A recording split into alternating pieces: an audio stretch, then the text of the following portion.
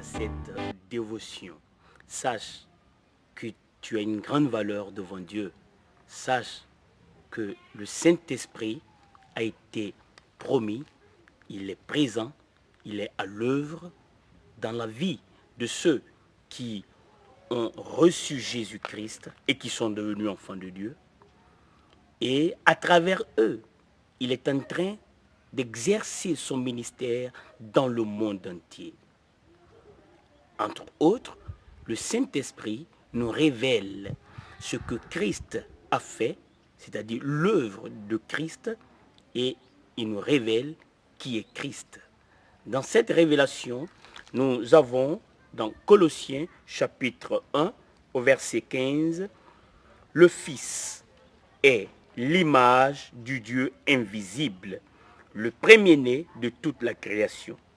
En effet, c'est en lui que tout a été créé dans le ciel et sur la terre, le visible et l'invisible, trône, souveraineté, domination, autorité.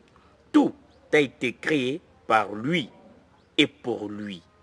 Quelle révélation! Jésus-Christ est l'image du Dieu invisible. Cela me procure de la joie puisque Jésus-Christ, mon Seigneur, mon Sauveur, celui qui a payé le prix pour moi, il est l'image du Dieu invisible. Dieu, l'on ne peut le voir avec les yeux, mais à travers Jésus-Christ, quand il touchait les hommes, nous pouvons comprendre comment Dieu veut qu'on touche les hommes. Quand il traitait les malades, nous pouvons comprendre comment Dieu veut traiter les malades. En relevant ceux qui sont tombés, nous pouvons comprendre comment Dieu veut relever ceux qui sont tombés.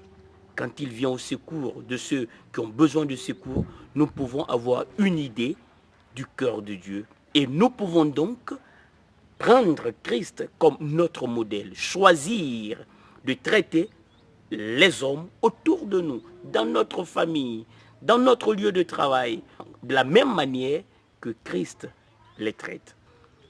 Lorsque je vois le monde qui est en train de souffrir, je vois ce que Christ veut faire. Et aujourd'hui, il n'a de bras, de pieds, de corps que le mien, que le tien. Savoir qu'il est l'image du Dieu invisible m'inspire.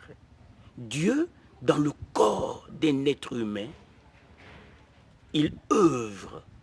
Quand je vois Christ toucher les malades, opérer des prodiges, il a dit, ces œuvres prouvent que mon Père agit.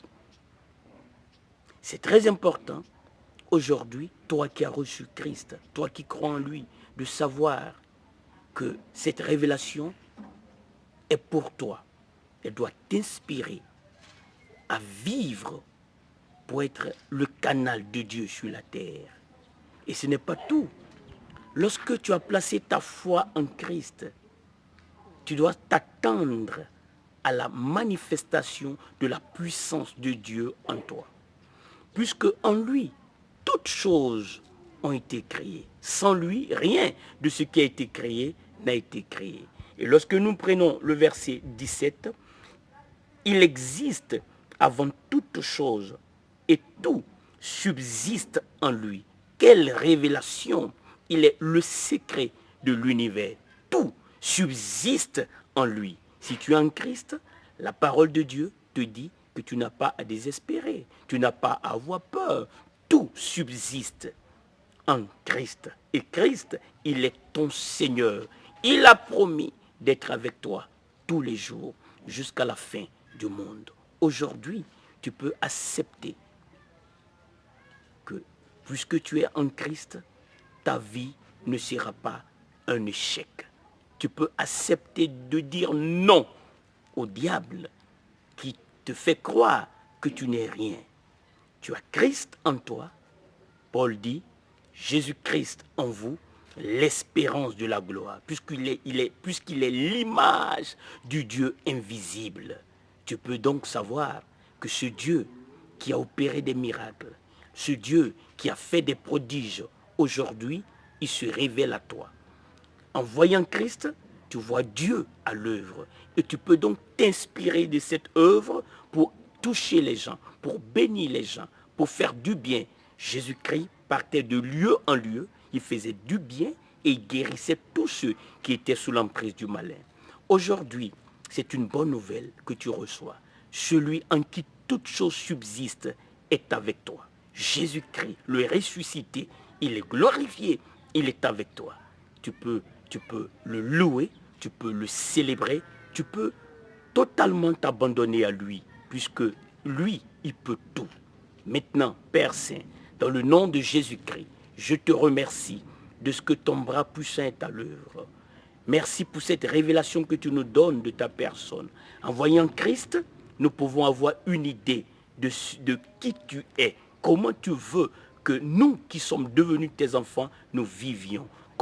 Quel est le modèle de vie? Christ est ce modèle. Comment nous devons parler aux hommes, comment nous devons traiter les êtres humains.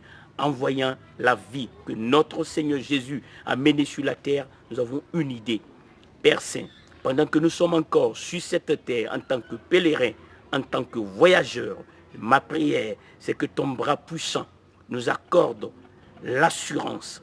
Seigneur, donne-nous ton assurance par la présence de ton esprit en nous, afin que nous soyons des témoins fidèles, malgré l'oppression, malgré le mensonge du diable, que nous apprenions à lui résister, car nous avons vu Dieu agir dans le corps d'un être humain, et le même Dieu qui ne change pas, il est avec nous. Père Saint, permets que nous puissions donner le message qui sauve, le message qui relève les gens, le message qui donne la paix, le message qui guérit les cœurs brisés, le message qui guérit les malades. Nous puissions le proclamer.